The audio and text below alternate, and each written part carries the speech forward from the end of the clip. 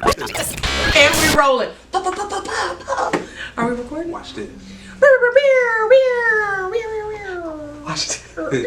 Watch this. Hey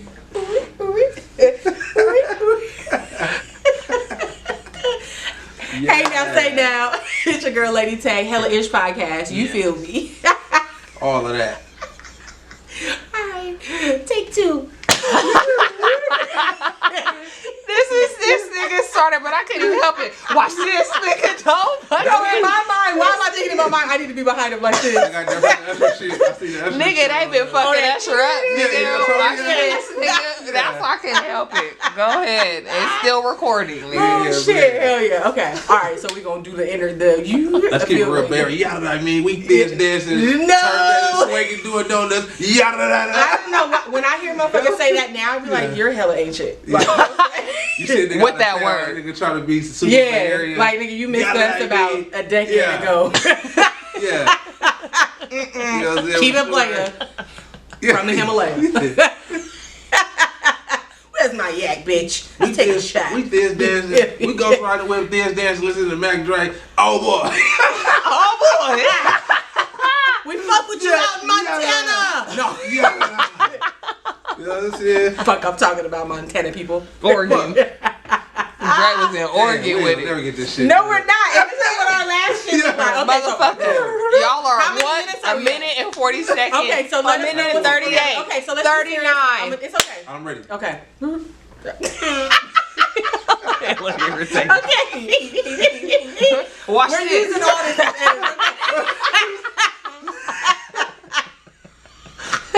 Let's get some fucking work done. Can we? God damn it! Take this shit seriously. I can't work like this. Are you kidding me? Okay, y'all ready? Alright, for real, get serious. Okay. Hey now, say now, y'all. It's your girl, Lady Tay, Hella Ish Podcast, and I got my boy Yogi Calhoun with me. Hello. Hello. Yeah, man. Yeah. So, if you don't know, now you know. You know what I'm saying? This is my old school partner, my player from the Himalaya. You know what I'm saying? We got about we running into about 2 decades at this point. You know what I'm saying? So, I'm gonna let him tell you what he does and introduce himself. Well, you know, I'm Yogi Calhoun, you know, your girlfriend's favorite rapper, the neighborhood's favorite trapper. You know, Mr. Yogi Calhoun the first, always asking for the purse, you know what I mean? You know, and just, you know, I'm a Libra, you know what I'm saying? I'm an activist for black male improvement, and I'm just, you know, I'm motivated and dedicated to the craft of hip hop, man, you know what I'm saying? I'm here to support anything positive, you know what I mean? Hello. Fuck with a real one. You feel me? Okay? So, I love when my friends bring me treats, okay? So, tell the people what we got on this table right here, because we got some good gear, but I don't know if they can see this. I'm eyeing this. I don't know, what is this? Well, this right here, you know what I'm saying, as an independent artist, you know, it's important to have product things outside of music that can physically be touched and marketed. And some fans, you know what I mean, got in touch with me and they let me know that they had a brand called Caligar SF, you know what I mean, and they wanted me to do my own Yogi Calhoun Canagar. This is a Cuban style Canagar. It's filled with some mango kush in here, and it's you know, I got these for sale. You can hit me up on my Instagram and I'll take care of you. But it's over a zip. This one actually has 33 grams in it. You know what I'm saying? And it comes with a blowtorch. Oh, that's a blowtorch, huh? Yeah, you know what I mean? So for the bosses out there, you know, we enjoy cigars. You ain't got to do the doobies or the, you know, the backwoods. This is a little more grown man, a little more class. That's pure cannabis in there, fresh from the, you know, the mountains of California. And then I also have some of my merch right here. These are the hats. This is Bear to Be Different. I've always had merch at my shows before I was able to get paid for performing. I always negotiated my merch booth. That's how I would make some money to come, you know what I mean, for the trip. But here recently I got into the hats. Personally, I've always been into hats. I played baseball when I was little. I just got used to wearing them. And it complements, you know what I mean, my outfits and whatever I wear. So I got different styles here that I brought to share with y'all. This is the orange camo, you know what I'm saying? This is the cotton candy hat. This is actually velvet. You got that's like corduroy. I mean, it's actually corduroy and suede, excuse me. That's for them players right there. Yeah, man, it's a 6-panel hat. You can't just walk in lids and find that. That's custom made. That is a and nice then this hat. right here is a lime green trucker hat, you know what I mean? So I like to be seen. I like to be bright and out there. So Better to Be Different is, reflective in my brain. What you got going on? What you working on right now? I always got something out and I always got something coming. 7/12 day just passed, and I put out Born Alone, Die Alone, which is my it's like my lifetime body of work. It's me featuring. It's an album and a movie. So if you ever get the physical copies of it, it's the album and a movie packaged together. But it's digital time. Okay. So now I got the movie up on YouTube, and then I got the album out on YouTube. On iTunes, Spotify, all of the markets, all the digital platforms. And it's basically me with all the Bay Area, heavyweights that I respected. It's basically like a mob project. So it's me and Jacka, I got songs with me and Jacka, me and Filthy, me and Be Legit, me and Keek, me and Dub 20 and Both Strangles. But it just me and Huss, It's a dope ass project. And it's mixed and arranged by DJ Child. He did What Happened to the World for Jack. So that's what I got out currently. That's like the big project I just put out on 7/12 day. But right before that, on the 1st, I released Top of the Bottom, which is a new project that I put out. It's like 8 songs. Yeah, it's an album too. Well, technically it's EP because it's only 8 songs. Got you. But it's fire though. It's all original music. And then coming out after that, I got Trap Trophies coming. I got that coming out soon. So Spotify, YouTube, will fill you up. I got about 10 projects on there. Okay. Yeah. And so are you pushing this out on your own? You have distribution? Are you under label? Like, what's your team looking like right now? I always negotiate my deals to where I can still, curate the shit that I already had, and then I also, need their help moving forward. So I'm still able to put out my independent projects on my own through 7/12, but then I also got distribution through Blockstore, which is owned by X-Rated, and we got distribution through Universal. So certain projects I'll put out through them, and that'll go through that system. But I like to feed the people I had prior to getting that deal. So it all come together. So I'm working on an album right now that we'll release out through Blockstore. But right now, what I'm juiced about is that I'm taking the projects that I was putting out in the streets and mixtapes before the internet was popping like that, and I'm making those digital and putting them out. Cause sometimes people done lost some CDs. Niggas stole them for their partners. Oh, that's happened hella times, right? You have to keep repurchasing the CD and all of that. You know what I'm saying? So yeah, you know what I'm saying. I done stole CDs from my cousin, big cousins all the time. That. Yeah. So what happened with me, and certain customers, they done bought certain CDs from me twice. Like, man, somebody stole it out of my car. Like, somebody get in your car, hear it. Well, this is what they tell me. Somebody get in their car, they listening to. Like, man, who was this? Oh, this Yogi. Oh, this is dope. Let me hear it. Nah, I mean, this mine. And some kind of way they end up stealing the motherfucker. So he come buy another one. So this is dope for the people that don't got the CDs no more. They could go get like my Demolition Men mixtape, Money in the Basket. I just put that up. Everything is digital. Yeah. So so right now I'm just basically flooding the internet with the old and some of the new. You know what I mean? Yes. And a sidebar, if y'all fuck with Demolition Men, you feel me? What's up, DJ Devro and Imperial? Demolition Men, motherfucker. I love y'all. You feel me? Just in case y'all didn't know, that little boy that y'all hear on their drops, that's actually my oldest son. Just in case y'all didn't know that. I didn't know that. You feel me? That's Deontay crazy ass. I didn't know that. Demolition I got you was locked Men, in with them niggas hella tough. Right. For sure. But I'm glad I got one of them. Yeah. For sure. Yeah. It's like if you don't have a Demolition Man project, like you wasn't really the nigga in the Bay. You know what I'm saying? Like, period. You couldn't really stamp yourself Bay Area if you didn't have either a DJ Fresh or a Demolition Man mixtape. Period. Yeah, because they wasn't just fucking with everybody. Nah. If they didn't like your shit, they wasn't fucking with it. No. When a nigga decided to do my mixtape, that gave me a big boost of confidence. That make you feel better, about it. Yeah, I got something. Yeah, definitely. Yeah. And I think that's what the entertainers are missing now.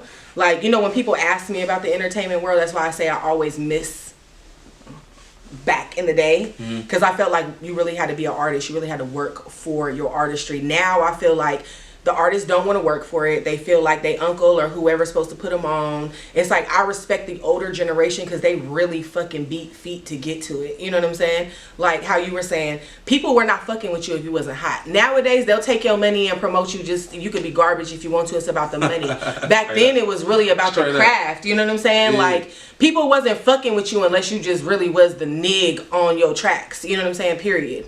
So...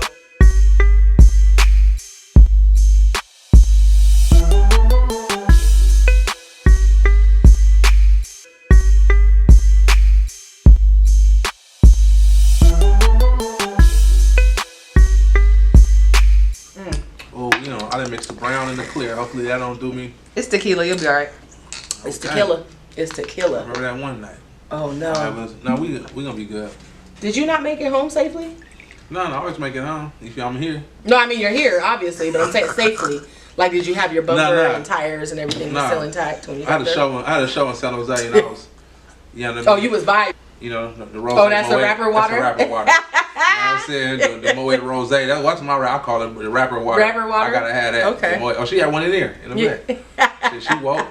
So, wake up. But I had that and the reposado and then the regular. And I think it was because I don't never get the reposado. I always get the clear. You always get the clear. So I think that's what it was. I think I just overdosed on everything that night. Really, it wasn't even just Really? it was just too much.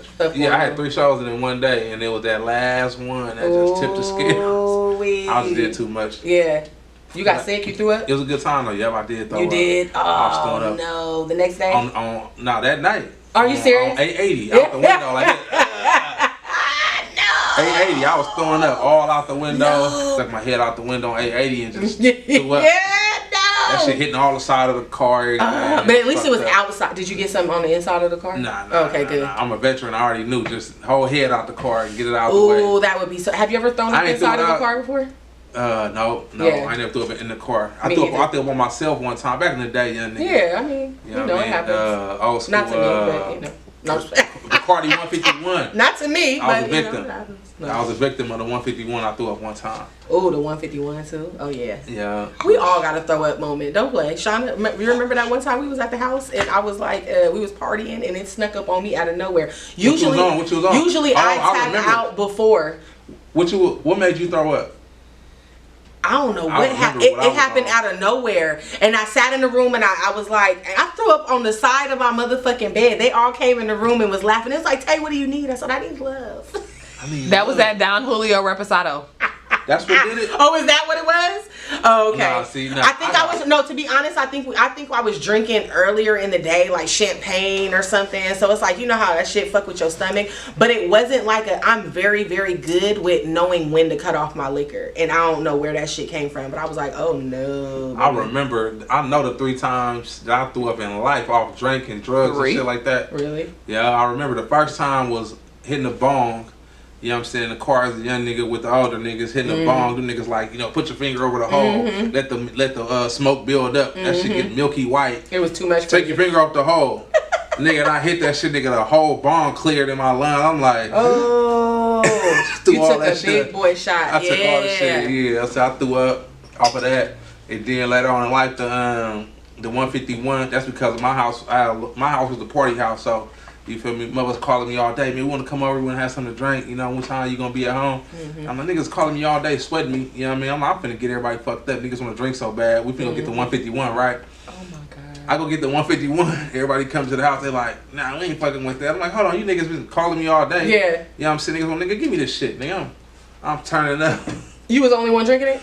Next thing I know, I'll throw it up on myself. Like, I'm fucked up. Yeah, you fucked yourself over on that. Yeah, I fucked over on that. I fucked up on that. It really was my girl at the time and her friend. They kept calling me like, and I was gonna try to make some apple martinis or something, but I don't know. It didn't work out that way. Yeah, I ended up just chugging that shit. Like man, they had me irritated. Y'all been calling me all fucking day, and then y'all don't want to drink. Right. And I got fucked up. And then after that, the last was the Incredible Hulk.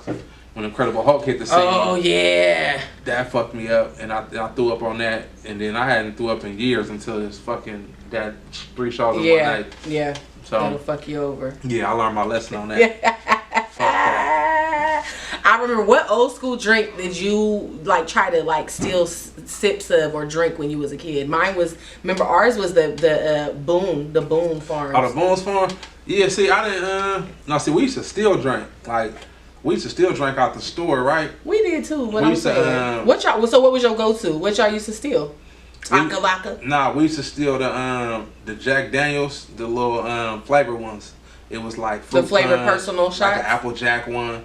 They came looked like a little 6-pack. You know what I mean? So we used to like steal. It was like flavored little Jack Daniels, like wine coolers, damn near.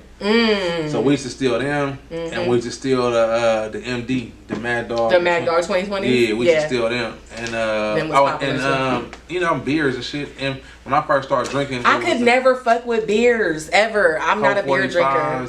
I can't. It tastes like cold piss. Like, not saying I know what piss tastes like, but if piss would taste like something. Yeah. That's what I'm assuming it would taste. Yeah, I got you. No, you wanna know, it's like, it's hella yeasty, like, you know what I'm saying? Like, I just don't like it. But I remember, but one time my daddy used to drink Hennessy a lot. So he was always like, he'd stop at the store, get a fifth, get a pint or something. And one day he asked me to bring him a drink. You know, him and his partners there in front of the house kicking in and shit. And he was like, you know what I'm saying, bring me a drink. So, you know, I make it and bring it to him. But he was like, I know you be tasting it, you know what I'm saying? But I hadn't. I'm like, I don't be hitting the shit. He's like, I know you be drinking it. And when you bringing it to me, like, no, I ain't never taste. Like, you want to hit it? And I was like, yeah, I hit it. You know what I mean? He gave it to me. I'm like, this shit disgusting. Yeah. I'm like, what the fuck is that? I'm like, you niggas drinking this? Yeah, like, this shit is nasty. Yeah, as a little nigga, I still want some sweet. Yeah. Some sweetness in there. Yes. And I'm like, but you know, later, as I got older, I realized you drinking for the feeling. You don't drink it for the taste. Exactly. You know But we what I don't mean? know that as a Yeah, but as a kid. young nigga, I was like, this shit is disgusting. I know, was like, yeah. Hennessy was not it. No, hell no. All that shit will burn your goddamn fucking chest out, right? Like, but as a kid, you was just so happy to be, like, able to kick it with the parents and the partners and all that. Did you used to smoke BDs? I smoked BDs. Remember BDs? Yeah, I smoked BDs. But see, I was having, before the BDs came, that came later. The first thing I was smoking, well, we were smoking doobies at first. Because my mom and daddy smoked like a motherfucker. And my older brother he used to go in their little shoebox and roll them up 1 in the morning. And he'd go to school and hit the weed at lunch and he'd give me the doobies. And I'll leave school and when we get home, he'd give me the doobie. I'd be my partners at the park and we'd be hitting the doobie and shit. I thought I was a nigga. I'm smoking weed. You know what I'm saying? And then, but we only started doing that because we was going to the store stealing cigars. And we was smoking little Swisher Sweets. Y'all little old young niggas. What y'all know about cigars though? We was stealing, I mean really, them niggas was stealing. They was watching people smoke cigars on TV and shit. I'm hanging with 2 niggas that I met that I'm cool with at school, and these niggas like, let's go to Walgreens, and we go to Walgreens. These niggas go steal hella Swisher Sweets, and then I'm like, you niggas stealing. So we go to the park and smoke. I'm like, okay, they taste sweet on the end, so I'm like, okay, these is kind of cool. You feel me? But I'm like, if you niggas want to smoke so bad, then we can get some weed. I got weed in my house. So you was the one that turned them out for sure. Yeah. Like y'all doing some hoe shit. Yeah, nigga. You know what I'm saying? I got the weed, This nigga. is peanuts. Yeah, like, you know what I'm saying? And that was zigzag, so I'm bringing doobies, you know what I mean? We hit the doobies, you feel me? So, and then from Did you know how to roll weed at that point, or you was just taking your parents' doobies? I was just taking the doobies. Yeah. My brother showed me how to take the doobie and put it in the pen, like the like as a crutch. Okay, yeah. Like they used to make the crutch with the little with the fucking with the match. I mean, you could do with the matchbook and roll it up so that it hits right. Yeah, but my brother showed me how to do with the little clear pen. You take like one end out to take the little stem out. You take the bottom. You could put the doobie in that motherfucker. It was like a cigarette holder damn near. But yeah, so we was always smoking weed. From there, we was just smoking weed. You know what I'm saying? And then blunts came. But when I first started smoking, we was for sure hitting zigzags. Yeah. Sure. Yeah. You know what I mean? I remember we used to ditch school. I was in middle school. I went to King Middle School. Shout out to all my Seaside people. You feel me? But we used to skip school. Seaside. You feel me? Seaside. We used to skip school and go over to Nations. I'm about to make him bust and start doing the sea walking. And you see, he got his whole little suit on. You know what I'm saying? If he would have told me I was wearing my blue one. Yeah, I'm stiff right now. Yeah, he real I'm stiff right now. creased up. You know what I'm saying? Like on the set. You feel me? On the set and run a nigga fade too. You feel me? In the Berbers. You feel me? I'm about to fucking play with you. Yeah. The Berbers. The Berbers. That's new shit. They call them Berbers. Lord Jesus. I think that's how you say it. They say it's Berber. For y'all that can't see, he got Burberry slides on right now. That's where that's coming from. You feel me? And Burberry shoes. Yeah, man. I ain't gonna fight in those slides. I'm gonna kick them bitches off for sure. You know what I'm saying? Oh yeah, no. Oh yeah, you got the tennis shoes on. He got the tennis shoes on. No, I got the tennis shoes over there. Oh, the tennis shoes over there. Okay. For the y'all, he came in here. You feel me? Ready to stunt on you bitches because it ain't me. No, I'm just playing. Okay, but look, let me finish telling my story. So we used to skip middle school and go to Nations. You feel me? And get boons in a pack of motherfucking what did I just say? What I asked you originally if you smoke? BDs. BDs. The little Indian cigarettes. Yeah, I wasn't even smoking weed. When I say them bitches was so harsh, and I used to look at them bitches, they used to smoke and be like, yeah. And I'm like, oh yeah, your parents for sure smoke crack, because I am over here dying trying to. Like, this is something that y'all used to do. Like, this shit is harsh. After a couple hits, I was like, I don't like it. But I'll drink the peach. I'll drink the fuzzy navel booms for him though. That shit was like soda. Yeah, exactly. The thing about the BDs though was that it was the first thing with the flavor. No, you got to think that was the first thing that we could. Yeah, all the strings had a different flavor. You know what I'm saying? That's how you knew which BD you had. You know what I'm saying? Yeah, it's horrible. I didn't grow up smoking cigarettes. I only smoked weed. I remember the first time that I tried to roll a blunt. Me and my partner Tavia. Shout out to Natavia. You feel me? That was my high school best friend, or no, my adolescent best friend. You know what I'm saying? But we had got some weed and tried to roll the weed. Do you know that we folded the blunt? That's how I rolled my first blunt. I folded it. Folded the blunt. I folded it. Like, don't ask us how the fuck we tried to smoke it. You know what I'm saying? Like, it wasn't working. That was out of pocket. Folding the motherfucker, y'all trying to fold it? We was kids, nigga. You didn't know what the fuck we was doing. Trying to be wrong. Shit. That was the night my daddy was drunk as fuck on the couch, and I remember Tavia was like, he's drunk. We needed a ride down to, like, I think we was trying to go to like a carnival. We was trying to meet up with some boys, like whoever we liked at the time or whatever. And she was like, yo, daddy drunk, the keys is right. I know that the last time that we were talking, we were talking about domestic violence. Right? Right. So talk to me a little bit about what you're interested in doing as far as domestic violence is concerned. Well, yeah. You know what I'm saying? Yeah, last time we was talking about domestic violence. When we talk about it, it's usually, you know, from the man, you know what I'm saying, abusing the woman. Mm-hmm. But male abuse is really kind of how I put it to kind of make it more clear. Because domestic violence, you automatically think a man hit on a woman. Mm-hmm. But I'm trying to get help, and I actually reached out and talked to somebody today, a good friend of mine. He actually helped Fab curate some of the things he's doing as far as like getting funding from the city and shit like that. So when I was talking to him, basically it's 1,000 programs for women to get help. That's like battered women homes and just, you know, help them get on their feet. And it's nothing that represent the male population. So I'm basically spearheading and just at least starting a conversation of men being able to get some kind of resources for being in battered situations. Like people don't like to talk about it because it's embarrassing. Yeah. Me personally, I've never been through it. You know what I mean? I'm just not that kind of guy. But it is men that do suffer from, you know, financial dependency or their moral compass is off. So they allow women to abuse them verbally, physically, in ways that they shouldn't. You know what I'm saying? And they in situations that they shouldn't. You know what I mean? That they become a victim in.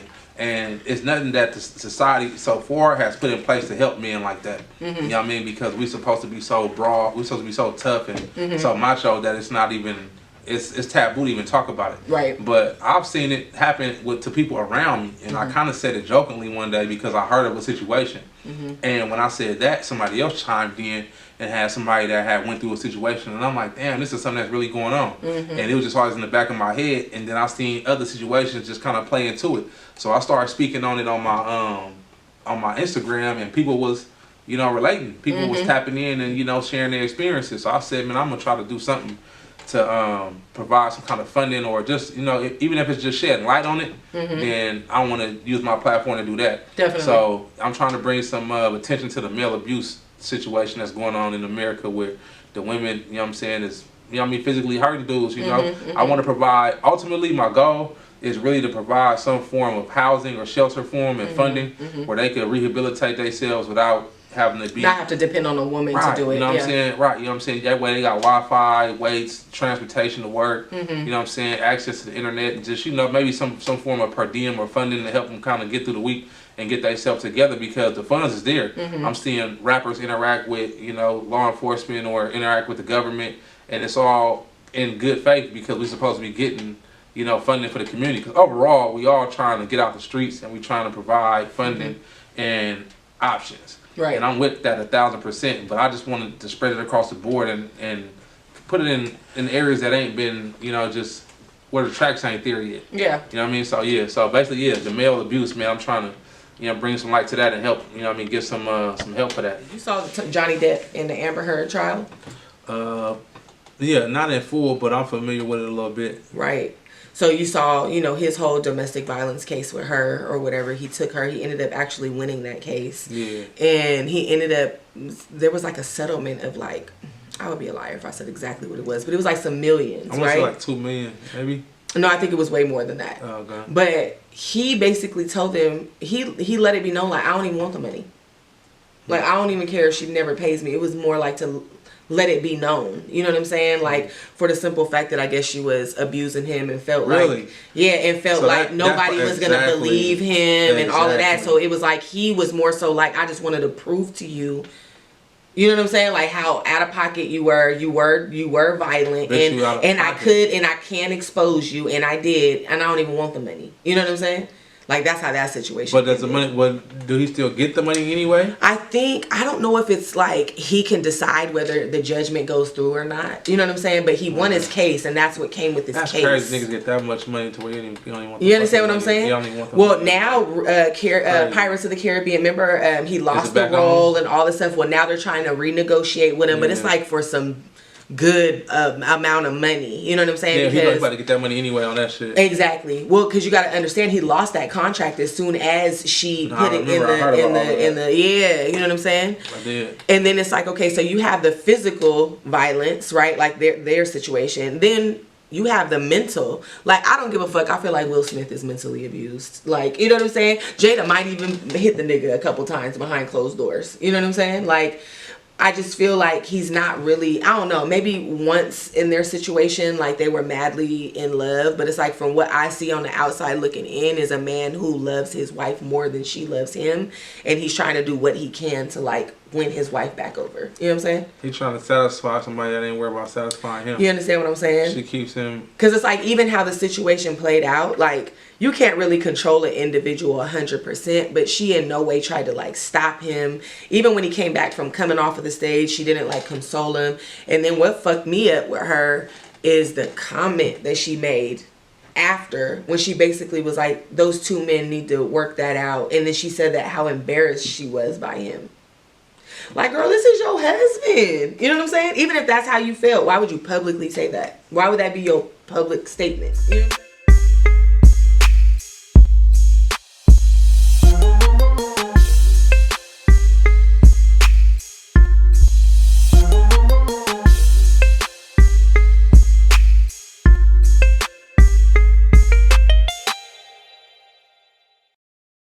I don't know if it's because of social media that we're starting to see like the domestic violence for the men be highlighted more. You know what I'm saying? But it's definitely coming out more, you know.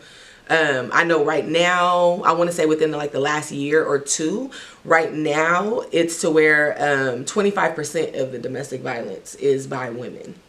So, you know, women assaulting men, you know. Right. And at one point it was 90% men. So it's growing. So at that point, it was 10% of the women, you know what I'm saying, were the perpetuators basically in the assault. So now that's risen 15%, you know what I'm saying? Yeah. So it's like it's growing. And those were the numbers like a few years ago. As far as this year, you know what I'm saying? I don't know those numbers exactly, you know? Yeah, that sound pretty accurate. Mm-hmm. You know, I never looked at the numbers to see what it was, but that sound right. And it's like 0% from what I know. You know, some resources for the men that represented in that percentage right there, and that's what we trying to bring to the forefront and try to provide some type of resources for them, because I'm sure it's more than that. That's just what was reported. And like I said, that was just and that's the bigger thing, right? That's what's reported, because most men, what man is really gonna call in a domestic disturbance on him? You know what I'm saying? Where he's being assaulted. Like I would feel like that would be like, damn, you know what I'm saying? Like, I can't let them know this, you know what I'm saying? So those are only the numbers and the statistics that are reported, you know? At some point, it'll get reversed, and it'll shed some light on it, because if it's that many cases, then there's people in positions of power that got connections to either people being abused or they've been abused personally. They just, like you said, ain't comfortable with saying something because of the stigma that's put around it. So I think once the conversation started and it becomes more of an outwardly spoken thing, then I feel like it's going to be a surprise in the people that come forth and the help that be available. But it's such a taboo. thing right now for people to talk about. But that's some hell of a numbers for that to even be like, so it's being documented, but it just ain't being no problem. Yeah, it's like I don't feel like we're digging the numbers up enough, right? Like we're not trying to look into that, on, you know, society. Right, exactly. You know. And that's like too, I had looked up. So do you know what the top 3 states are for the highest rates of domestic violence? What states would you think will fall in line with Mississippi? You think so? That down south, like old school type.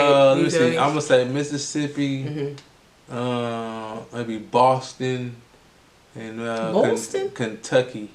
So you got one of them right. Yeah, which one? Kentucky. So it's actually Oklahoma has 49.1% of a domestic violence rate. They're the number one. Oklahoma. Yes, they Oklahoma is number one. Yeah. Kentucky is number 2. Shout out to my granny and y'all. You feel me? They in Lexington, Kentucky. Y'all better not be beating bitches up and stuff out there, okay? Or I'm sorry, we talking about the men. Don't be beating the niggas up out there, all right? But this is domestic violence overall, and they're at a 45.3% in Kentucky. That's like you feel me? Just a little less than half of the motherfucking. You feel me? Kentucky, they kicking. And then Nevada, that makes sense. Nevada, oh yeah. Yeah. Oh, with the women beating on the men in Nevada? No, so this is domestic violence all the way together. All the way around. Yeah, unfortunately, and see, that's the fucked up thing too, is when you're trying to look at statistics and numbers for the men, it ain't really. Nevada for sure makes sense. No, I completely understand that, because look at everything that goes on out there. Yeah, it's you know what I'm saying? It's like the hub and all. Exactly. It's a lot of alcohol, liquor. Yep. Egos, drugs, and you know, with all that shit comes a couple.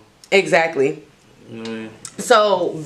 So basically the numbers still though, like it still outweighs that men have a 90% rate of domestic violence. Basically that's caused by men within the heterosexual relationships, and those are by the ones that are like reported, right?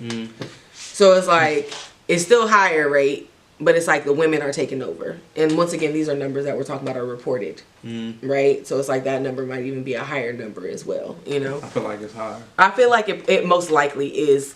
But even reported, that's a hell of a number. Like, that's why I'm like, I don't even want to say a little. Like, I know for sure that these numbers are off, right? Like, we know. How many times have you have gotten to like a census report, didn't fill it out, or, you know what I'm saying? Or those surveys and you don't fill them out completely and all of that, you know? Yeah, I ain't never. So you got to think this is populated off of the ones who actually fill that out correctly. You know what I'm saying? Not the underworld. Exactly. You feel me? So it's like, I really think that, like I said too, social media is really bringing this shit to the light, you know? It probably was shit that we used to talk about or be like, or maybe like once in a blue moon you might have seen somebody doing it or something like that. But now you really see like niggas is really getting fucked up. I think growing up, I done seen a couple niggas get slapped. I know some females that do fight niggas. My auntie shot my uncle. Yeah, see what I'm saying? Well, her boyfriend, you know what I mean? Her boyfriend shot her. Yeah, but to me, it was my uncle. It's the only nigga I known her to be with. Yeah. It being around, you know what I mean? She shot that nigga. Have you ever had a female put her hands on you or slap you or push you or do anything like that? Nah. Really? I ain't never had a woman. No, I know my partner had a woman burn him with a cigarette one time. You know what I'm saying? But nah, I ain't never had a woman put her hands on me. Or hear about like a dude just getting beat up. I've heard about situations of men, like I said, going through shit. Like, you know what I mean? I know one of my people, his girlfriend brother be, you know what I'm saying, I guess he got abusive baby mama. I guess he be having a kid and she be firing on the nigga and shit while he holding the baby and all kind of shit. And I'm like, wow. I was over there outside and talking about somebody I heard going through a situation. They like, nah, you know what I mean, looking at me with a serious face, like, nah, man, it be happening to us, such and such be. I said, what? And that woke me up to it, you know what I mean? So I initially, because you didn't think it was something that really happened like that. Right. Yeah. The first time I heard about it, I'm kind of laughing and being with the hecklers and shit. And then when I seen it happen again, it really woke me up like, damn, this is really a problem. This is something that's going on because of the gentleman that I knew that was in it. It was a certain stature, a certain way. Like they all was frail, little dudes, you know what I mean? And they kind of was fucking with like bigger women. Really? They was. Like, Do you know feel what I'm like saying? they accepted the abuse because they weren't like they couldn't provide just hit for me. themselves? Oh, That just really? hit You me just that hit that's yeah. The ones that I've seen, it's been like a bigger, you know what I'm saying, bulky like little female. broad, and like a skinny. Are you on the clock? No. These motherfuckers on the for real. clock and ain't started shit. All right. Come on. Okay, you ready? Okay, you ready? You together? Yeah, man, okay, I'm let me ready. wipe my the white girl. I need a sweat. The white girl coming out at me right now, right? These be sweat I rags forgot and my shit. assistant in here. Your assistant God damn. I'm insisting too much in the be looking out for This you, last huh? thing. Yeah, for see sure. what I'm saying? Look, she's like, Oh no, not the one you talking I about. think I got you I had a team. I got rid of my whole team. I fired everybody. Why? They wasn't doing what you want them to. They was doing. You ain't got no hands? It was just crazy. Nah. He's a rapper, No. not a basketball player. I'm on that. Look how that works. He's a goddamn football player, bitch. Ain't no MVP player. This nigga It be, no it, MVP. be your own people. It be your own people. You talking about the team you let go, or you talking about me? Oh. Boy, them up Both. crispy though. Look down again. Look down again. We take care of business. Okay. Turn to the side. Like this way. Don't pump him up. Clear the motherfucker. His hair clean. Take 3. No. Twisted. Okay, y'all ready? All right, for real. Get serious. Okay. Crazy. You know what I'm saying? That's what I was saying. Y'all only hear the nigga at the gas station. You don't see the man paying the light bill.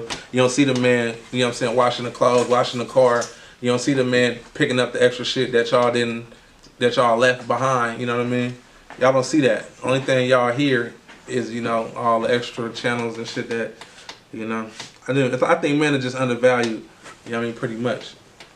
At times, definitely. I feel like, I mean, women can say the same thing, right? So it's like, I feel like it's kind of like we just gonna have to agree to disagree. Because even with you speaking, it's like I understand where you're coming from, but I still hear the, okay, well, if I'm providing, if I'm paying, then it's like, okay, you're gonna have to deal with me not giving you compliments or making you feel like fully like I appreciate you as a woman. That's not what I'm saying. You know what I'm at all. saying? If you getting compliments from the man at the gas station or even No, a that's woman not at what the I'm gas saying. station, or they talking to you because they see certain things, it's like we're portrayed as what, weak because we feel like we need an outside compliment or something. No, if that's the way it came off, then I was incorrect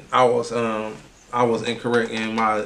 I just feel like, to be honest with you, I feel like as men and women, we don't respect each other enough. You understand what I'm saying? It's not really like I think when things like these get brought up, it's more like a who's wrong, right? We're both wrong, men and women. The communication is fucked up. I be feeling like even with us, right? We both over talk each other because we feel like we have a very valid point to get out, right? Which we both do, right? But I feel like that's the problem with men and women, is it's kind of like a who's gonna trump who, or what's gonna come out next, or and it sometimes comes from like your upbringing, right? You know what I'm saying? Or you maybe not seeing the right things, or you know what I'm saying? I think naturally the gender roles are already laid out to where men is supposed to lead. And I feel like, you know what I'm saying, it just depends on who you listening to and, you know what I mean, what your belief system is, you know. But naturally in any form of the story that I've ever seen or heard when it comes to men and women, the men was always leading or in the front. Definitely. So I feel like that just needs to continue. And I just feel like, you know, once and I feel like the love and the care and the workload should be equally shared. And when I say the man should be in the front, I don't mean a woman should be, you know what I'm saying, less than. I'm just saying that it takes 1, 2, 3. It takes a lot of people to get where you need to be. And I'm just saying the one is just as important as the two. The two is just as important as the one. And I just think that struggle to be number one, it just kind of gets in the way of the overall goal. Yeah, of course. You know what I'm saying? Women need what they need, and men need what they need. And a lot of times they both available. It's just egos, and I just think the egos kind of got to get out the way so they can really, you know what I'm saying, get the big picture of what need to be did. But I don't know, like I just think honestly, I just feel like everybody has a little bit of everything in them, and it just takes the right connections to meet in order for it to really work. Oh, most definitely. You know what I'm saying? And sometimes people settle at a level that was premature, and I think that's where divorces come in at, and I think that's where like side kids come in at, and it's just different things. People be loyal to the wrong thing sometimes. You know, like, you know, it's like I said, I ain't got no kids right now, not because I haven't, you know what I'm saying? Well, I honestly never wanted kids, but, you know what I mean? But that was a conscious decision that I made, and I've been sticking to that just based on my belief system. So I just feel like whatever you believe in, if you decide that you want to have your husband or wife and you want to have a certain kind of life, then you got to just stay the course and, get what you need up out of it. But a lot of people, financial dependent, a lot of people just, slick and alter, ulterior motives and shit. So people end up in marriages that ain't successful because they're not even going to the same place. Yeah. They going like this. Well, and the thing about it too is like people evolve, right? So it's like sometimes that's regardless if you're in a regular relationship or a marriage. It's like, you should be growing over the years. And it's like usually what ends up happening is someone is stagnant and someone is evolving, right? It's not 100% where you see both of the spouses like growing together, and I think that's where the complication of the long-term relationship comes in at, right? Because the person gets tired of carrying away. Well, yes, it's definitely that, but then too, it's like, okay, in this stage in our life, the first 3 years, I might have been okay with that, right? But now we're in 4, 5, 6, 7, 7, and you know what I'm saying? Like, I need a little help here, you know what I'm saying? Or it's like, okay, what you gonna do? You get what I mean? So it's like, but also it's like, we can talk about what we feel in relationships or what we think, but it's like ultimately I feel like whoever you're with, you guys make that decision together, because everything doesn't go for everybody, right? It's like different strokes for different folks. That I feel like there's really somebody for everybody here on this earth, because I believe that there's, you know what I'm saying? Maybe two somebody's. Yeah, no, I mean, but that's what I'm saying. If that's a lifestyle that you're okay with and you find another significant other or others that are okay with that, that might work, right? But I feel like you have to find the right person at the right time in the right stage, and then what happens after that? What's the chances of that happening? A lot of the times not, right? But you might be able to meet somebody who's partially in those things, that list of things, right? And I think that's, they call that potential. Well, the thing about it is, I feel like, see, that's crazy, because we can go into, I feel like women date for potential, and I feel like men date for what's going on right then and there. I don't see too many men, it's like, oh, I'm gonna date this bitch even though she's 100 pounds over. I don't fuck with fat bitches, but I know she says she gonna work out and eat good. You know what I'm saying? I don't see too many men doing that. Like, they're gonna tie into what... How you think all the titties and ass is getting bought up? Yeah, but I'm talking about, that's like a thick bitch. I'm talking about like okay, but I'm talking about a not with it type, you know what I'm saying? Versus a female will always fuck with a nigga and for what they potentially could. You know what I'm saying? Like, you get what I'm saying? Like, and you get what you feel where I'm coming from. You know what I'm saying? So it's like, it's not a knock, but it's like, unfortunately, those are the roles that we play, right? Like, women will deal with a nigga who's living on the couch, or you know what I'm saying? You said a woman to build a nigga, but the men want it already ready to go. The men want it already ready to go, or depending on what the persona of the woman is, they'll be willing to invest a little bit if they gonna see a return or an investment. Usually that it's not like genuine. It's more like they need their return back. I need my double up. I need my, you know what I'm saying? That's what they're willing to invest in immediately. You know what I'm saying? Yeah. Other than that, have your shit together. But a woman, she's okay with being like, okay, well, he's working right now, but he's working towards a better job, a better paying job. Okay, he living with his mama right now, but I could fix that. Okay, he ain't dressed too good, but you know what I'm saying? He only eat fast food. Okay, I can start cooking him home cooked meals. We fuck with motherfuckers off of potential, and that a lot of the time is our downfall.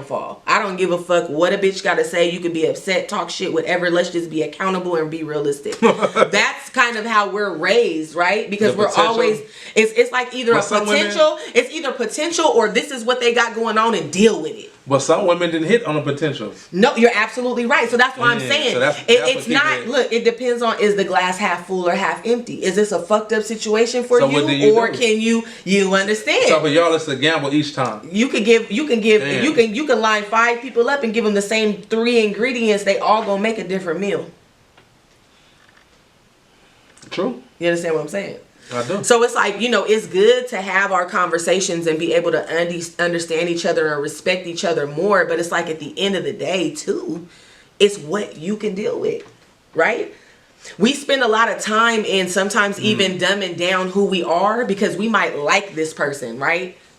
Mm-hmm. They might have potential. This is the type of bitch I want to be with. This is the type of, my niggas would love me or whatever. I'll have beautiful kids, whatever it is. But you're waving off all the red flags about this female. You understand what I'm saying? That know that you can't deal with long term in a longevity situation, whatever it be. Whether she's not a family person, you know what I'm saying? You know you're gonna have if you give her a baby, she ain't gonna be there to take care of it. She gonna pass the baby off to you or your side of the family, her granny, her auntie. Oh shit! You understand what I'm saying? Oh wow. Yeah. I mean, niggas, let's be honest. We being accountable, right? So it's like sometimes you got to take a step back and really understand the individual you're dealing with. You understand what I'm saying? Or you might deal with somebody who she's not a hustler. You might be a hustling nigga. You understand what I'm saying? So you either dealing with a female that wants to sit back and be a housewife off of your hustle and what you're providing for the family, or she's willing to work this little 9 to 5 that of course is going to pay out pennies and maybe take care of the utilities based off of what your hustle is bringing in. You know what I'm saying? Is that what you're willing to deal with, or do you have to deal with another hustling bitch? Okay, now for that to be the situation, well, what part of the game does she have to be in to match your level of hustling? You understand what I'm saying? What type of a hustle are you willing to deal with and not deal with? It's hella shit. And a lot of people are willing to deal with certain things, but not this. I might be willing to deal with that lifestyle, but I might not be willing to deal with X, Y, and Z that come with the lifestyle. You might look at it like, well, that come with the lifestyle regardless. You understand what I'm saying? And I might be like, well, shit, I'm out. Yeah, because I might, and it might not even be that I'm not being understanding, like there's a standard, but it might be like, man, I done been through all that shit for so long in my life, I don't want it no more. There's different reasons. You understand what I'm saying? Yeah, that's true. There's different reasons why some people don't choose to be in situations. You know what I'm saying? It doesn't necessarily mean that they're not realistic, or they don't think that they nigga will never cheat, or their female will never cheat. It's like maybe they might have been in some fucked up shit. Nigga, the last time I got cheated on, nigga, I got shot. You know what I'm saying? No, I'm not saying like realistic, but it do be some fucked up shit going on. You see all these damn shows we be tuning into? Man. These be real people's lives. You know what I'm saying? Yeah, that's a hell of a way. But what I'm saying is we might look at it like it's something being very minor and minute. Like, man, you can't just deal with this. But you might be dealing with somebody that's like, man, I dealt with that for a minute and I dealt with it in 2 different situations and both times I lost. You understand what I'm saying? Yeah, situations be many. No, they really do. Situations be many with the... Everybody got some like a story to tell, huh? Yeah, you're saying because everybody, it just depends on what you want for real. You know what I mean? And people basically end up settling at certain levels. And if you could connect with somebody at a certain level, and it work, then it's great. But if you connect with the wrong person and lock in, then that shit could be treacherous from what I see. No, it definitely can. You know what I mean? So you gotta. But sometimes you gotta go with your heart. Sometimes you gotta be like, I'm gonna just do what it do. You know, you gotta kind of roll the dice. And I think that's why we end up in the individual situations, right? Because sometimes you might roll it thinking it's good, and then you might crap out. You know what I'm saying? Yeah, that's sometimes you just don't know. See, but these days, like these days, it just depends. Like certain environments actually breed different things. You know, mentalities are different when you go different places in the world, different places in the country. They breed different ideals, you know what I mean? Kind of like religions. So sometimes a woman in California might be better with a man from St. Louis based on what she's looking for. Yeah. And, where he from and all of that. So it gets to be sticky. Tricky. Yeah. You want to know why, really too, though? Because in our cities and when we're trying to date locally, half of them motherfuckers ain't even been outside the city. So we keep trying to throw the motherfucking hook in, trying to catch something where we're at. But it's like it ain't here. You understand what I'm saying? Or at a convenience, right? Because when we date somebody, we want them to be close to us. A lot of people don't want a long distance relationship or have to get on the road or fly across the world to go see their significant other. And a lot of times a person will fuck off a long distance relationship or something good, maybe for something at a convenience that's right around the corner. You know what I'm saying? It's not necessarily saying that it's worth it, but it's convenient. You know what I'm saying? So you're dealing with people with a mind frame that haven't been out of this circle, but aren't understanding that this ain't where your significant other is anyway. Yeah, at the end of the day, I just feel like, I don't know, like, you just gotta kind of know what you want, and then you gotta, and once you can identify that, then it'll be easy to get it. But, I think instead of looking for somebody, I think people just need to just kind of invest in themselves and be their best versions of themselves, and at some point, what you need or what you're looking for will fall in your lap. You know what I mean? And, you just kind of go with that. I 100% agree with you. I feel like, to be honest with you, I feel like if you're not comfortable with yourself, you probably shouldn't even try to be in no relationship until you could be comfortable being alone. You know what I'm saying? Like, I so piggyback off of that. with you, like for sure. Yeah. You know what I'm saying? Be comfortable being alone. Yeah, you have to, because it's like if you don't know what triggers you or what makes you happy, how you expect somebody else to do that for you? You know what I'm saying? Like you don't even know, you know. And I think that's the problem with a lot of people is a lot of people can't be with themselves. You know what I'm saying? They can't be alone with themselves. They got too many demons, or they just too lost. Like they can't really sit in time with themselves. You know what I'm saying? Which is fucked up. Yeah. You know, niggas grew up in, you know, broken homes. So it'd be all kind of people in the house. Trust me, I know. Living with aunties, uncles, grannies, you know what I'm saying? So a lot of people don't get a chance to be alone. They always are surrounded by somebody. The only time they get to experience that is if they get incarcerated, go to jail, end up in the, you know, shoe program or some shit. Niggas end up by themselves in a hole. And it's very, very rare that you get time. That's why so many people spend time in their car, for real. You know what I mean? A lot of people like being in their car, whether they just get in the car driving. Privacy, driving, just, you know, creating. People spend a lot of time in their car because being alone is important, and people don't know how to be alone. And they don't even know that. So, but you just said a key thing, too. It's like, sometimes you're not in a situation to be alone. Like you don't even know what being alone look like, right? Like especially when you're living and you're overlapping within families and families within yourself, and you know what I'm saying? Like, you know, granny house, you always had all the cousins over there, or you know what I'm saying, depending on what your house structure is, if your mama partying or if your dad is even home, or you know what I'm saying? Like you taking care of your siblings. So it's like, no, you just hit on something like that's hella true. You know what I'm saying? We don't really spend too much time by ourselves, you know? You usually in the streets. Like, even if that's the case, like, even if you at home as an adolescent because your parents is at work, and when men and women fall victim to the streets or want to be outside, they don't want to be alone, right? Nobody want to be alone. You know what I'm saying? In reality. But sometimes, have you noticed that when you're older, do you feel comfortable? Like, are you comfortable with being by yourself? Like, you could... I mean, me personally, when I'm always talking about for the majority, I honestly like being alone. Or, you know, enjoy my privacy and, you know, being secluded. So, me, I've always been like that. But I see a lot of people ain't comfortable with that. And, you know what I mean? Even with music, you know what I mean? Niggas do shows and it be 15, 16 niggas on stage. At least 5. You know what I'm saying? When I do shows, that's why I intentionally be by myself. I don't got no hype man. I don't do none of that shit. For one, I don't need it, and for two, when I have done it, it's always been to try to get somebody experience or me just, you know, trying to look out for somebody. But you know, it's looked at as a weakness to the, you know, certain crowd or certain, you know what I mean, certain people.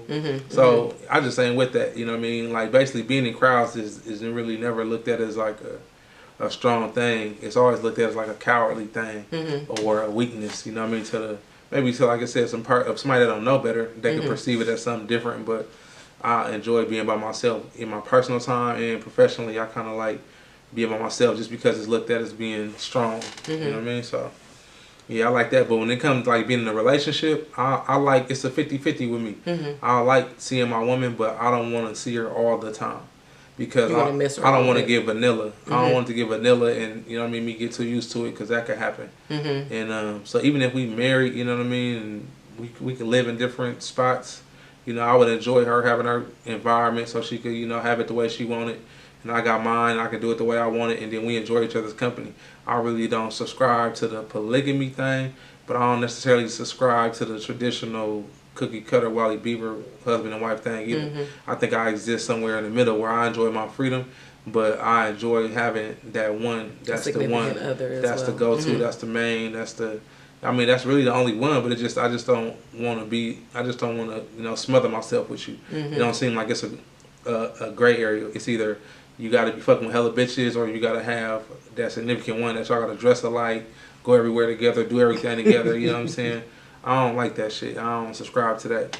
I think it's what's for you, right? Like, it's some people who like that, but not everybody like that shit. You know what I'm saying? Clearly, it's a bunch of niggas that like that and enjoy that and all that shit. Because you say, eventually one day I'll be into wearing the sweatsuits and shit. When you get older, you be the old 70, 80-year-old grandpa with the matching Cadillacs and shit. You feel me? Ain't nothing wrong with that. Yeah, I'm gonna grow into that. Right? You know ain't nothing wrong with that at all. You feel me? Like niggas do that shit way early. Niggas be in love, like Niggas be Do you deep, feel deep like in it's love. do you feel like it's like genuine, or do you feel like they're attracted to the wrong thing, like, and that's what got them kind of knocked off their feet? No, I think it's genuine when they doing it. Mm-hmm. I think they believe that shit. They in it. You know what I mean? Yeah. And I just think later they found out it's a rude awakening. Like, damn. Yeah. And they look back on it and. You know So what I mean? if you were married, you would want to live in a separate house than your wife? Like, you wouldn't want to live in the same house and then y'all just have the understanding that y'all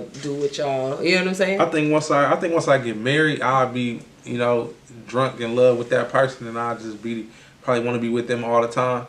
But that's a hypothesis. That's something I'm not sure about. Mm-hmm. But I know, you know, if she's financially stable and she got her own spot and all that, I wouldn't be against that. Mm-hmm. You know what I mean? Not like for life, you know what I mean? But I could see us like at some point, you know, maybe her having her own condo and, you know, I got my own mansion or she got her own mansion. You know how we do it. And I go over there, you know what I mean, enjoy her little pink flowers and roses Really? and shit she got going on. And we're talking about and your wife, And, right? yeah, my wife. And Mm-hmm. then she can come to my house and, you know what I mean, love how I got it laid out. And that's how y'all fuck with it. Yeah. See, like, you know, probably for Okay. the first couple of years or something, you know what I mean, then we can, you know, transform into the, you know, just cohabitat and shit like that. You know what I mean, or whatever. But, you know, I'm an untraditional nigga, so, you know, she gonna see something. She gonna have a lot of first times fucking with me. Yeah. So I'm sure that one ain't gonna be no surprise.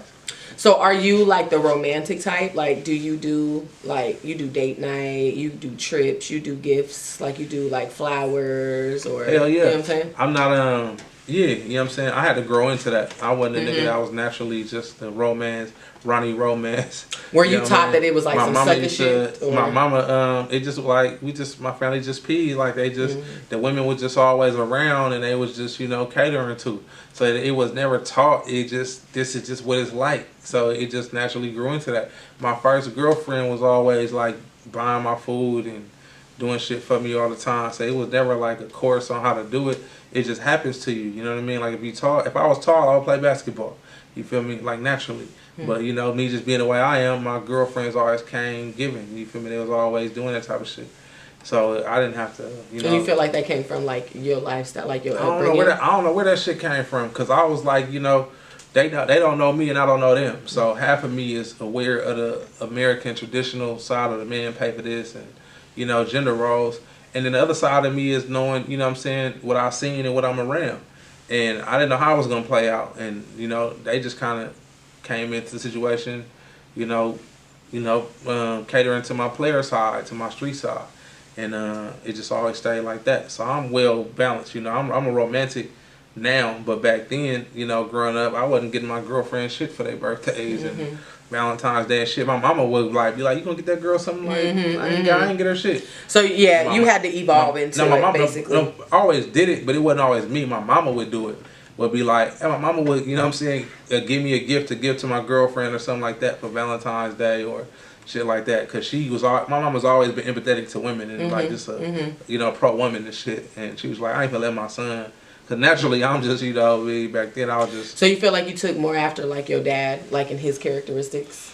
For sure. Yeah. I took more after Pops, and then later on down the road, I you know, once I learned the difference between. You started to learn the empathy from your mom. Not really the empathy. It was just the you know, just the nature of a woman and what they want. Like, you know, that shit to me. I was like, that shit ain't nothing. I could buy some flowers. I could buy some candy. I could whatever the fuck you want. I can do it. Yeah. So I feel like you were satisfied me not doing it because you know I can do that. So when I seen how big the small stuff was, then I start, you know, subscribing to that. Yeah. But initially, no, I was like, if you fuck with me, you're gonna experience a lot of big shit and you're gonna see some shit you never seen, because that's what come with me. But I wasn't catering to what they naturally want and what they into. Right. And because I done had women turn into me, you know, they like what I want and shit like that. Now I didn't really like that either. You know what I mean? Like instead of them accepting, they started expecting shit like. So I didn't really like that either. Yeah. But but the ones that just all the way didn't know how to, you know, take the niceness and all of that, I didn't like that either. So I like a little bit of both. I like the ones that got their own thing, but they, you know, comfortable in my world too. You know what I'm saying? And we can both add too. So it got to a point to where I got tired of subscribing to the women and what they wanted to, and I just wanted to just have a woman that, you know, add to me, as opposed to me just, you know, trying to cater to. So I've had them all from the squares to the to, you know what I mean, to the circle, so I know what I'll do what. But, you know, at the end of the day, it's about who gonna add to me. I'm gonna do my job and provide and make sure I'm doing everything. You know, I'm a man. I'm you know what I mean, I'm naturally gonna, you know what I'm saying, make things happen. You know what I'm saying? I'm gonna meet all her needs. You feel me? As a man, that's what that means. I'm supposed to meet all her needs, so I'm gonna do that regardless. So me knowing I got that ability, I'm a little more reserved on doing that because I want to see what you bring to the table. So once you prove yourself worthy, you know what I'm saying, it'll be good from here on out. But a woman with me definitely gotta, you know what I mean, show me what time it is, because a lot of women come with their hand out and they ain't talking about putting out. And I ain't with that. Like, you know what I mean, you ain't gotta be in the streets or doing none of that, but you for sure gotta be, you know, contributing. You know, a lot of women for some reason got, you know, was trained or bred to receive, and they don't know how to distribute.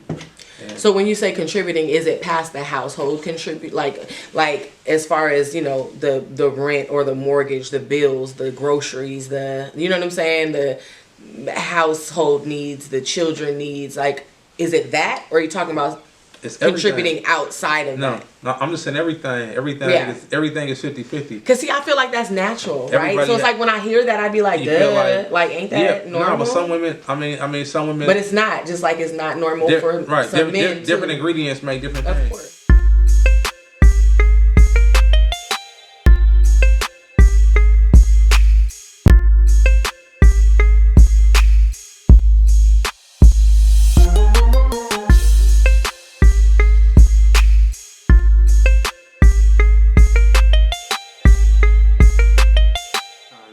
So do you feel like the men that are being abused are more so the ones that are being raised to not hit women or be nice to girls, or, you know what I'm saying? Or do you just feel like... Hell yeah. You think so? Hell yeah. Because nobody, if you knew that there was going to be a reaction or some form of pushback, then you wouldn't behave. Like, if we knew that we wouldn't go to jail, it'd be a lot of murderers out here. Oh, definitely. You know what I mean? Yeah. A lot of people are scared of the consequence, right? Like, of what's going to come after that. Yeah, so they definitely tapped into the if you have a son, you telling your son to hit a girl back?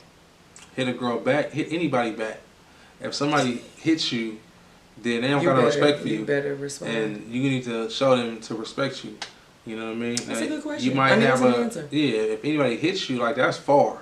You know what I mean? We could disagree all day, but if somebody put their hands on you... Because we talking about women slapping dudes, and you know what I'm saying? Like, and I know we teach men at a young age, like, don't hit no girl. That's a girl. Don't hit her. That's a girl. You know what I'm saying? Yeah, you know what I'm saying? Don't knock her out. You feel me? But make her feel for it. Sure, back her up. Yeah, but for sure, let her know that that's not what she wants. I ain't gonna lie, I have 2 boys, and I've taught both of my sons, like, don't go out of your way to put no hands on no female, but if a bitch hits you, you better chop her in the throat or, like, sock her in the back of the head or something. You feel me? Yeah, you know, that's what I'm saying. Like, communication can usually fix a situation.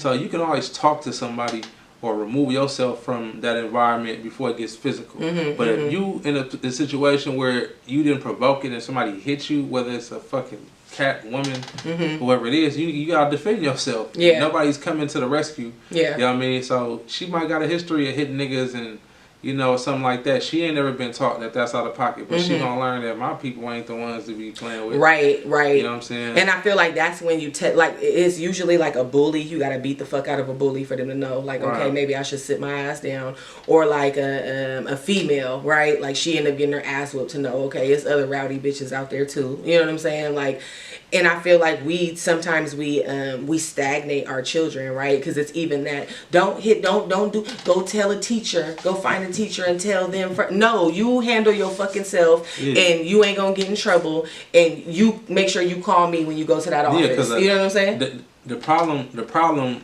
you know what I mean, exists in the niggas that hit bitches but don't hit niggas. You know what I mean? But that's the majority though. They want to fight the bitch all the time but won't fight a nigga. And that's the majority of the men, to keep it a buck. But that's what I'm saying. But a lot of times that happens because men don't go around disrespecting men. A lot of niggas already know it's a certain level of respect and a way to conduct yourself around other men.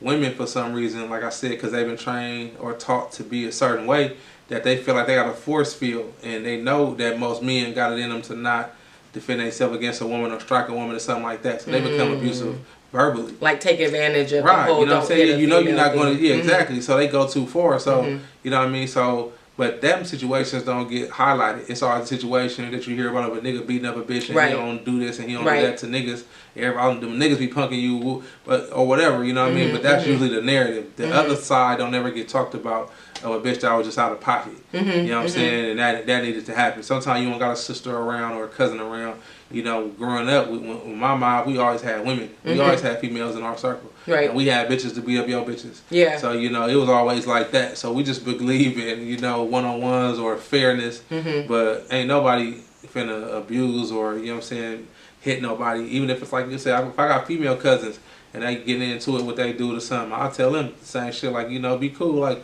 don't hit that nigga. Don't put your hands on him or none of that. Because now you're opening up whatever happens, right? And don't call me unless you're going to leave the nigga. Yeah. You know what I'm Because saying? don't get me to deal with the situation and you back in it 2 weeks later the next day. Yeah. You know what I'm saying? So, yeah, that's big. Yeah, you know what I'm saying? It's a whole, yeah, but for sure, I feel like the women that's hitting on the men is because they know that the men are mentally not prepared to defend themselves, you know, or willing to defend themselves. You know what I mean? Because or they're not going to hit them just for whatever. They're not going to hit them, or they feel like they're not something. going to go to jail. Because who the last woman you know they got a domestic violence case? Yeah. But you can name 5 niggas that got domestic violence cases, and that's still something that's hush hush niggas don't want to talk about because you know what I mean. And that's men on women. So you know, a man for sure don't want to hear about him getting hit by a woman. Yeah, you know what I'm saying? And two, I never really understood the women that always try to fight the men, because I feel like I don't care how grown you are, how much you think you gonna beat a nigga, like it's still a man. You know what I'm saying? So it's like, for me, I don't know. I've just always been one of them females where it's like, for one, I don't really argue with men, right? I know my circle, right? I know who to be around. I know how to carry myself to where I don't put myself in a situation to be disrespected, to where any of the men in my life have to react or respond to it, right? I think I've done fairly well in my life based off of that alone. You know what I'm saying? Because I have seen what it does to not only the males in my family, but also the males in my life, right? When they have women around them that don't know how to carry themselves and they put them in the situation. Because a lot of females, a majority of the females are punk bitches, and it'll be like, I'll get my brother or my daddy or and then you end up having to bury them, or now your brother, daddy, and them done caught a case and you ain't never gonna see them because they behind walls serving life because they done popped your baby daddy, or they done, you know what I'm saying? I've seen that happen a few times. So as a woman, I make sure that I don't put nobody in my situation, whether it's a male I'm dealing with, fucking with, and no longer, right, because I'm married, but like in the past, it was never a male I would put in that situation. I would never do anything to put the men in my life in that situation. I was just very, very big on that. You know what I'm saying? That it's like, sometimes you gotta just bow down and shut the fuck up. You know what I'm saying? Yeah, that's solid, because I done seen that happen a few times. I remember we was in the projects one time in Texas, and we over there hanging out. Bro, I'll come over there talking to gang shit to my cousin.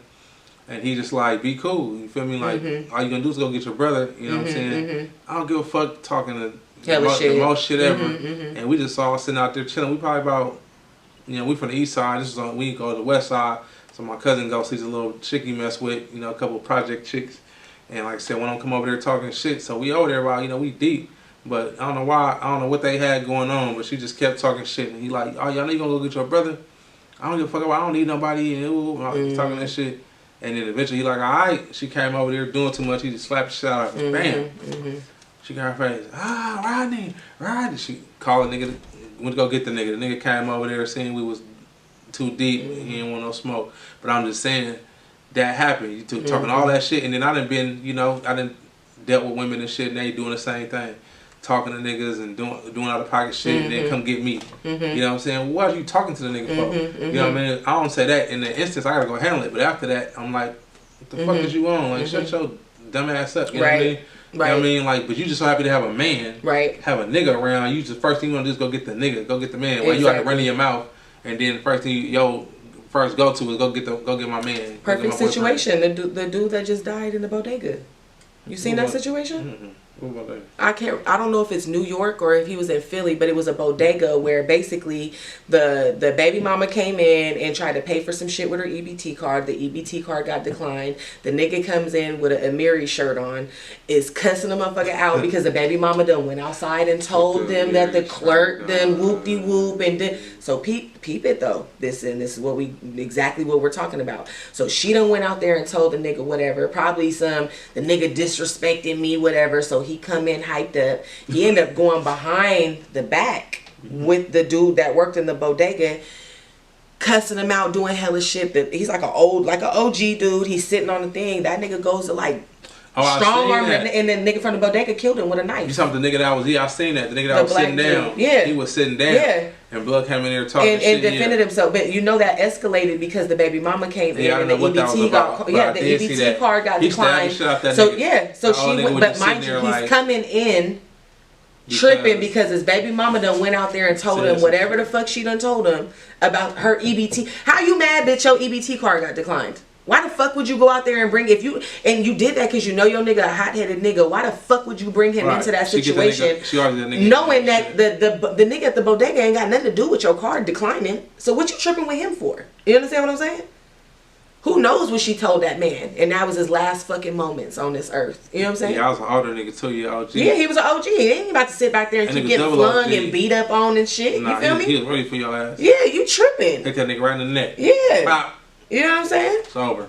So it's things like that, you know what I'm saying, where it's like I feel like women, that's where we really need to protect our men, you know what I'm saying, because it's like you're not being accountable for your actions. For sure. And then you want to have them, this is where you want a nigga, right? This is where you want a provider now, right? To come handle the shit that you done spilled, you know what I'm saying? Yeah, exactly. So it's like that's the type of shit I don't respect.